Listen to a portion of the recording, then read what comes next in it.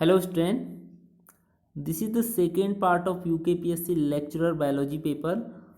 पहले पार्ट में मैंने 51 क्वेश्चन को डिस्कस किया था और इस सेकेंड पार्ट में डिस्कस करने जा रहा हूँ।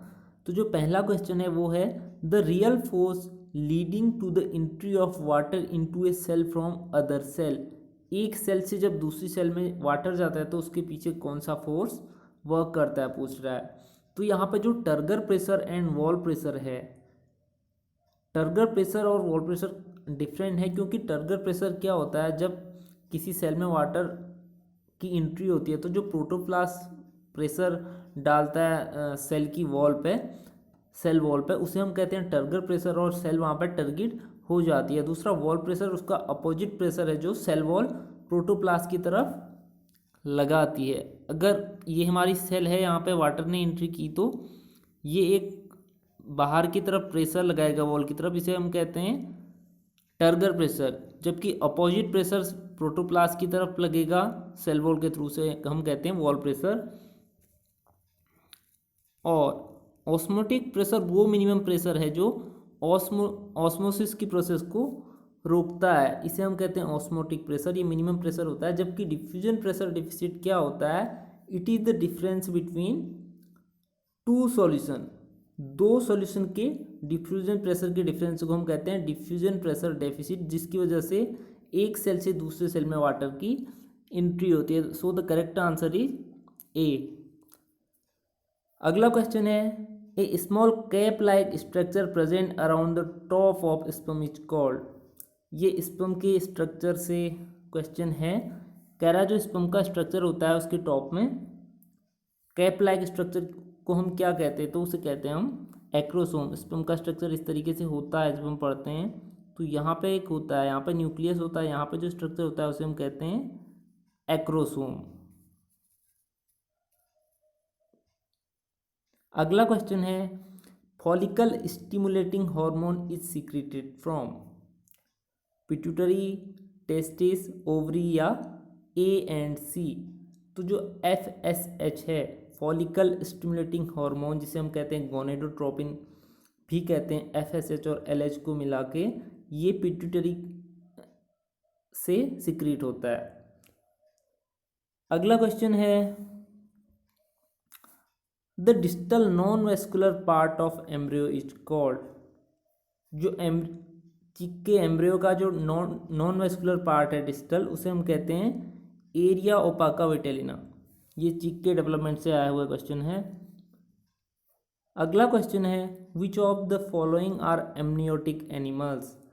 एमनियोटिक एनिमल्स क्या होते हैं जिनमें एमनियोन होता है एम्ब्रियोनिक डेवलपमेंट के टाइम पे। तो यहाँ पे एप्स, रेप्टाइल और मैमल तीनों एमनियोनिक एनिमल हैं। अगला क्वेश्चन है decidua parietalis and decidua basalis are found in the embryo of mammals, apes, fishes या एम्फीबियन। तो ये जो दोनों स्ट्रक्चर हैं कहाँ पे, मैमल्स के एम्ब्रियो में हमें देखने को मिलते हैं। अगला क्वेश्चन है in chick embryo epiphysis cerebri appear in. Chick के एम्ब्रियो के डेवलपमेंट की बात हो रही, एपिफाइसिस सिरेब्री हम किसे कहते हैं, पीनियल ग्लैंड के डेवलपमेंट में जो स्ट्रक्चर बनता है उसे, या पीनियल ग्लैंड को। पीनियल ग्लैंड का फंक्शन क्या होता है, पीनियल ग्लैंड मेलेटोनिन हार्मोन को सिक्रीट करती है जो स्लीप को रेगुलेट करता है वर्टिब्रेट्स में। तो इसका करेक्ट आंसर है 50 to 55 आवर। चिक के एम्ब्रियो में एपिफाइसिस सिरेब्री या पीनियल ग्लैंड 50 to 55 आवर में अपीयर होता है। अगला क्वेश्चन है development of egg without fertilization is known as. जब एग का डेवलपमेंट हो जाता है विदाउट फर्टिलाइजेशन के, इसे हम कहते हैं पार्थिनोजेनेसिस। जबकि पार्थिनोकार्पी में क्या होता है, production of fruits without fertilization. Polyembryony में क्या होता है, बहुत सारे एम्ब्रियो बनते हैं जैसे कि सिट्रस फ्रूट में। और एडवेंटिव एम्ब्रियोनी में क्या होता है, जाइगोट से एम्ब्रियो डेवलप नहीं होता बल्कि अदर पार्ट जैसे कि न्यूसिलस, इंट्यूबमेंट, इन सब से एम्ब्रियो का डेवलपमेंट होता है। तो इसका करेक्ट आंसर है पार्थिनोजेनेसिस। जिसे हम कहते हैं वर्जिन बर्थ। अगला क्वेश्चन है which of the following is also called as biogenetic law. Biogenetic law हम किसे कहते हैं? रिकैपिचुलेशन थ्योरी को। रिकैपिचुलेशन थ्योरी हैकल ने दी थी। इनके अकॉर्डिंग जो ऑर्गेनिज्म का डेवलपमेंट है, एम्ब्रियोलॉजी है, जाइगोट से लेके बर्थ तक का जो हैचिंग तक का टाइम है वो फाइलोजेनी को रिकैपिचुलेट करता है। मतलब कि जैसे फाइलोजेनी होती है उसी तरीके से यहाँ पे जैसे जैसे ह्यूमन एडल्ट होता है उसी तरीके से उसका एम्ब्रियो का डेवलपमेंट भी उसी तरीके से होता है। जैसे कि फर्टिलाइजेशन से हैचिंग तक का जो टाइम होता है उसी तरीके से हैचिंग के बाद से एडल्ट बनने का टाइम भी सेम होता है। तो इसे हम कहते हैं रिकैपिचुलेशन थ्योरी।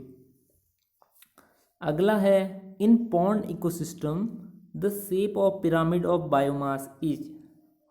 पॉन्ड इकोसिस्टम में बायोमास के पिरामिड का शेप कैसा होता है? आपको पता है कि एनर्जी का पिरामिड हमेशा अपराइट होता है। तो यहाँ पे अपराइट तो नहीं होगा क्योंकि हम किसकी बात कर रहे हैं? पॉन्ड की बात कर रहे हैं। पॉन्ड के इकोसिस्टम में क्या होता है? सबसे नीचे क्या होते हैं? फाइटोप्लैंक्टन या माइक्रो ऑर्गेनिज्म होते हैं जिन्हें स्मॉल इंसेक्ट या फिशेस वगैरह खाती हैं। देन उन फिशेस को थोड़ा लार्ज फिशेस खाती हैं एंड सबसे बड़ी फिशेस और उनका बायोमास सबसे ज़्यादा होता है। तो यहाँ पे जो पॉन्ड इकोसिस्टम में पिरामिड का शेप होता है वो कैसा होता है? Always inverted. ऑलवेज नहीं होता, ऑलवेज एनर्जी का होता है लेकिन most of time inverted shape होता है। अगला क्वेश्चन है the main reservoir of phosphorus in an ecosystem is. जो फॉस्फोरस एलिमेंट है उसका मेन रिजर्वर हमारे इकोसिस्टम में कहाँ पे है? प्लांट्स में, एनिमल्स में, रॉक्स में या वाटर में। तो जो फॉस्फोरस रिलीज होता है वो रॉक्स से वाटर में रिलीज होता है। अगला क्वेश्चन है in an ecosystem each trophic level has less energy available to it than the previous trophic level because. अलग अलग ट्रॉपिक लेवल होते हैं इकोसिस्टम में। ये पूछ रहा है कि एक ट्रॉपिक लेवल से उसके नेक्स्ट ट्रॉपिक लेवल की एनर्जी कम क्यों होती है? तो इसका रीजन है at each trophic level there is a respiratory loss of energy. So the answer B is correct. क्योंकि जब जैसे प्रोड्यूसर जितनी एनर्जी प्रोड्यूस करते हैं वो नेक्स्ट ट्रॉपिक लेवल जहाँ पे कि हर्ब्यूर हमारे आते हैं उन्हें ट्रांसफ़र करते हैं, लेकिन सारी एनर्जी ट्रांसफ़र नहीं हो पाती क्योंकि वहाँ पे लॉस ऑफ एनर्जी होता है उनका खुद के फंक्शन में या खुद के उनके रेस्पिरेटरी फंक्शन में। So the correct answer is B. अगला क्वेश्चन है ozone layer is found in. Ozone layer कहाँ पे हमें देखने को मिलती है? ट्रोपोस्फेयर में, लिथोस्फेयर में, स्ट्रेटोस्फेयर में या क्रिसोस्फेयर में। तो ओजोन लेयर हमें कहाँ देखने को मिलती है? स्ट्रेटोस्फेयर में। जबकि ओजोन हमें दोनों जगह देखने को मिलती है, ट्रोपोस्फेयर में भी, स्ट्रेटोस्फेयर में भी, लेकिन यहाँ पे ओजोन लेयर की बात कर रहा है। So the correct answer is C. अगला क्वेश्चन है the primary pollutant in a Los Angeles type smog is. Los Angeles जो टर्म है ये एक कैलिफोर्निया में सिटी है जहाँ पे हमें इस टाइप का स्मॉग देखने को मिलता है जो रिच होता है नाइट्रिक ऑक्साइड से। सो the correct answer is A.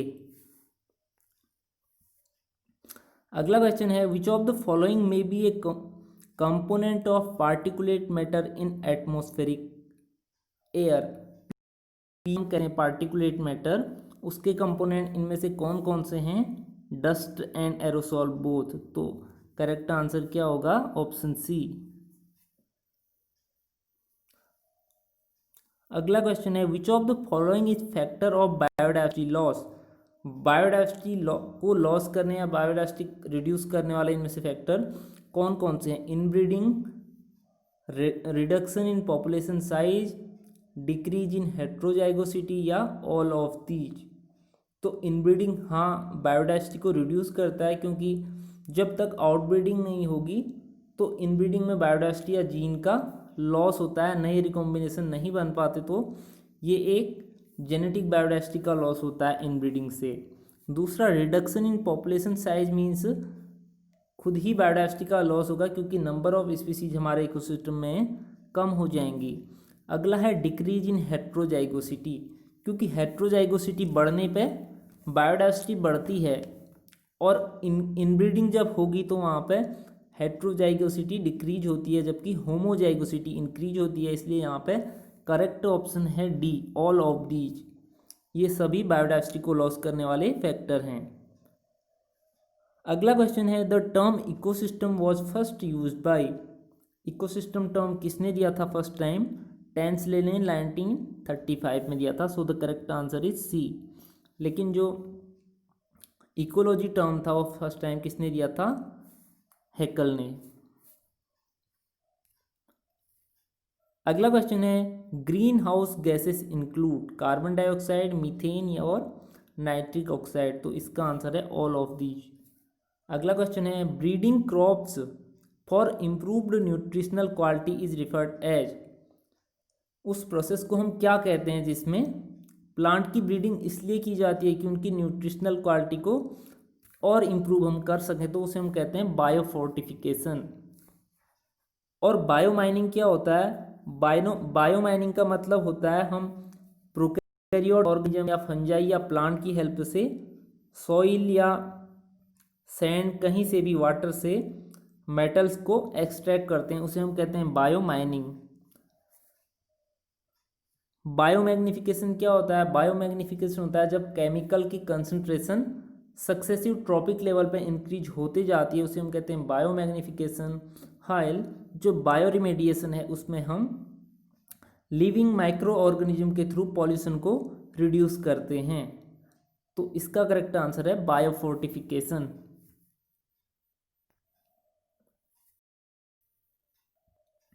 अगला क्वेश्चन है, a transgenic food crop which may help in solving the problem of night blindness in developing countries is.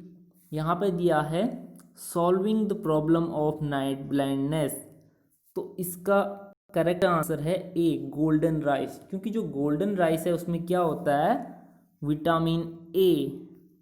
इसमें विटामिन ए को डाला गया था जो कि सॉल्व कर सकता है नाइट ब्लाइंडनेस की प्रॉब्लम को, क्योंकि विटामिन ए की डेफिशिएंसी से क्या होता है? Night blindness. तो करेक्ट आंसर क्या है? Golden rice.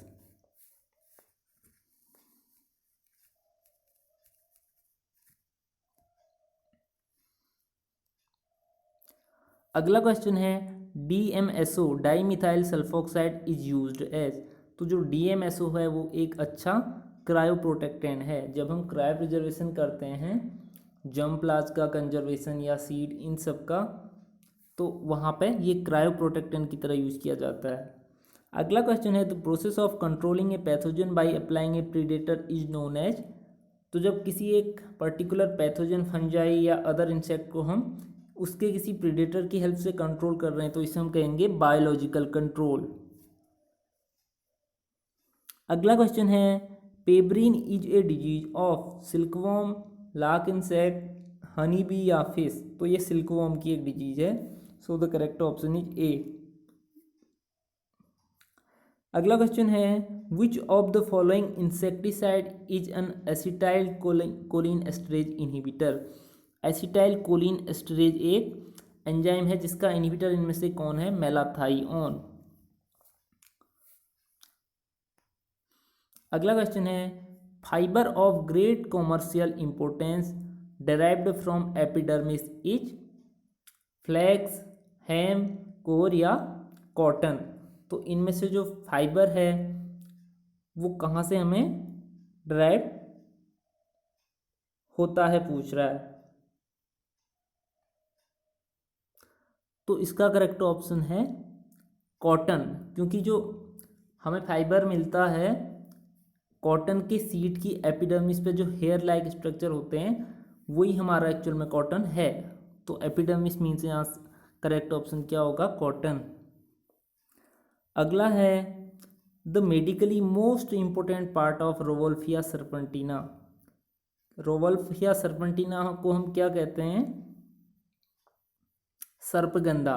तो ये इसके प्लांट के कौन से पार्ट मेडिसिनली इंपॉर्टेंट है पूछ रहा है, तो इसका root, rhizome and aerial stem तीनों मेडिसिनली इंपॉर्टेंट हैं। अगला क्वेश्चन है atropine is obtain from which plant, cactus, belladonna, periwinkle या फॉक्सग्लोव, तो इसका करेक्ट आंसर है बी, बेलाडोना। अगला क्वेश्चन है which of the following yield resin, timber and pulp, तीनों चीज़ों को जो हमें प्रोवाइड करा देता है वो क्या है, डालबर्जिया, पाइनस, यूकेलिप्टस या क्वेरकस, तो इसका आंसर है पाइनस। पाइनस से हमें रेजिन भी मिलता है, पल्प भी मिलता है और टिम्बर भी मिलता है। So the correct answer is B. अगला क्वेश्चन है the chicory powder which is mixed with coffee powder is obtain from, तो ये हमें कहाँ से मिलता है, रूट्स से। Correct answer is C. अगला क्वेश्चन है deoxygenated blood is carried in pulmonary artery, pulmonary vein, carotid artery या एरोटा, तो ये हमें कहाँ पे डीऑक्सीजनेटेड ब्लड किसके थ्रू कैरी होता है, पल्मोनरी आर्टरी के थ्रू।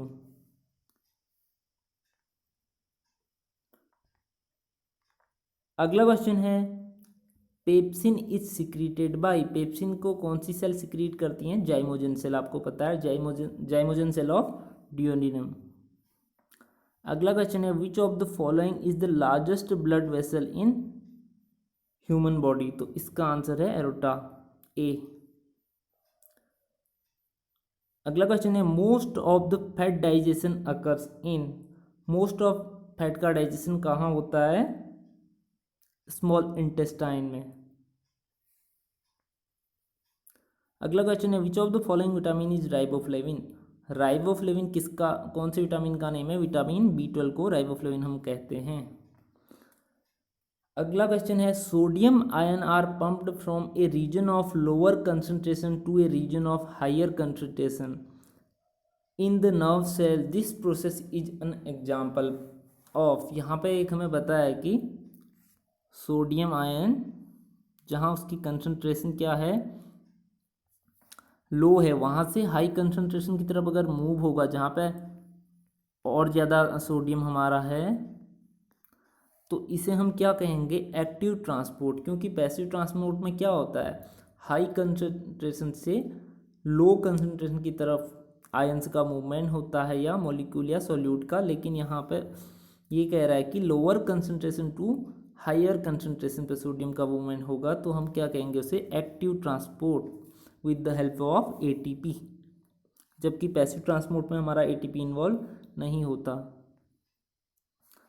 अगला क्वेश्चन है which of the following ion accumulate in the guard cell at the time of stomatal opening, तो यहाँ पे पोटेशियम का मेन इंपॉर्टेंट रोल होता है स्टोमेटल ओपनिंग में, so the correct answer is C. Cytochrome help in electron transport, oxidation of glucose, release of energy, storage of energy, तो इसका correct answer है ए, इलेक्ट्रॉन ट्रांसपोर्ट चेन में cytochrome हमारा involve होता है, साइटोक्रोम सी। अगला question है pancreatic juice work in acidic medium, neutral medium, amphoteric medium या एल्कलाइन मीडियम, तो इसका करेक्ट आंसर है एल्कलाइन मीडियम। अगला क्वेश्चन है in PCR DNA polymerase add nucleotide to which end of the primer, PCR polymerase chain reaction में जब DNA polymerase DNTP या nucleotides को ऐड करता है तो कौन से प्राइम एंड पे करता है, 3 इन पे ऑलवेज, जैसे कि DNA की सिंथेसिस के टाइम पर DNA पॉलीमरेज ऐड कहाँ पे करता है, 3 प्राइम हाइड्रोक्सिल ग्रुप पे, तो यहीं पे PCR में भी ऐड किया जाता है, so the correct answer is A.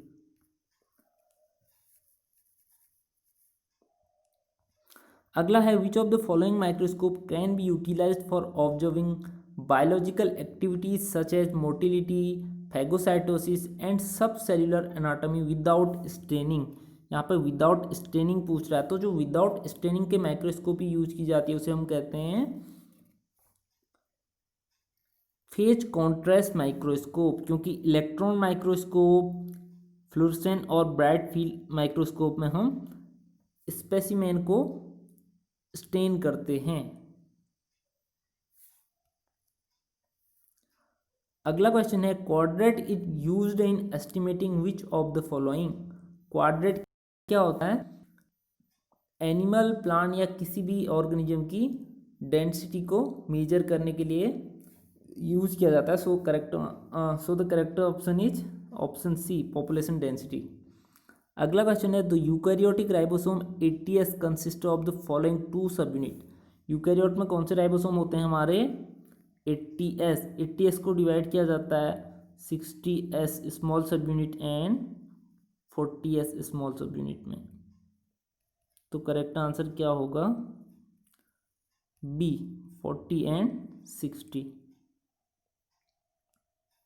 अगला क्वेश्चन है TI या Ti plasmid used for making transgenic plant is found in. तो एक कौन सी बैक्टीरिया में टाई प्लाज्मिड होता है? फेमस क्वेश्चन है, इसका आंसर है एग्रोबैक्टीरियम ट्यूमिफेसिएंस। राइजोबियम क्या है हमारा? एक लेग्यूमिनस बैक्टीरिया जो कि रूट नोड्यूल में रहता है और सिम्बायोटिक एसोसिएशन बनाता है लेग्यूम प्लांट के साथ। अगला क्वेश्चन है पेप्टाइड लिंकेज इज।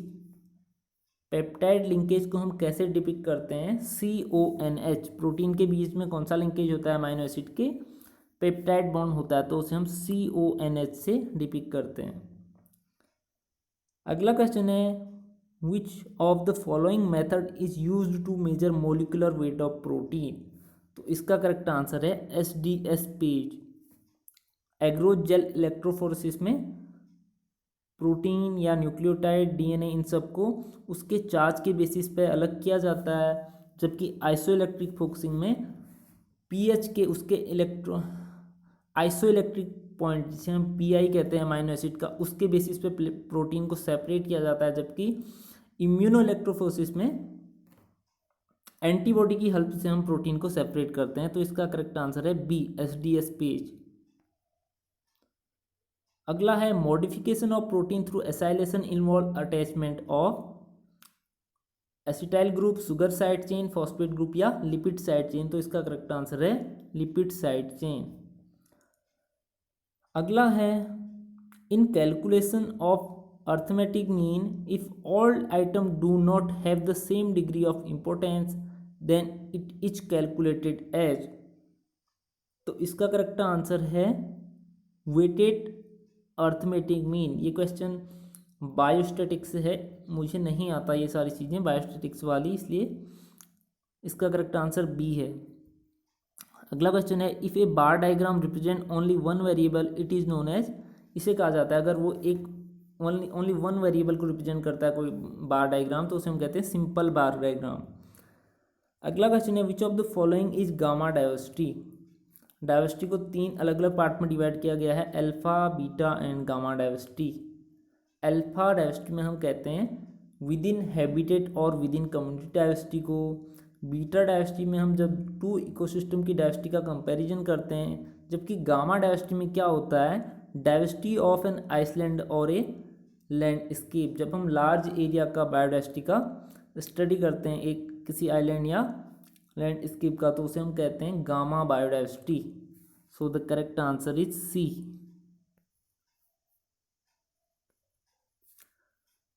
तो ये पेपर कंप्लीट हो गया। इस वीडियो में सिर्फ इतना ही है।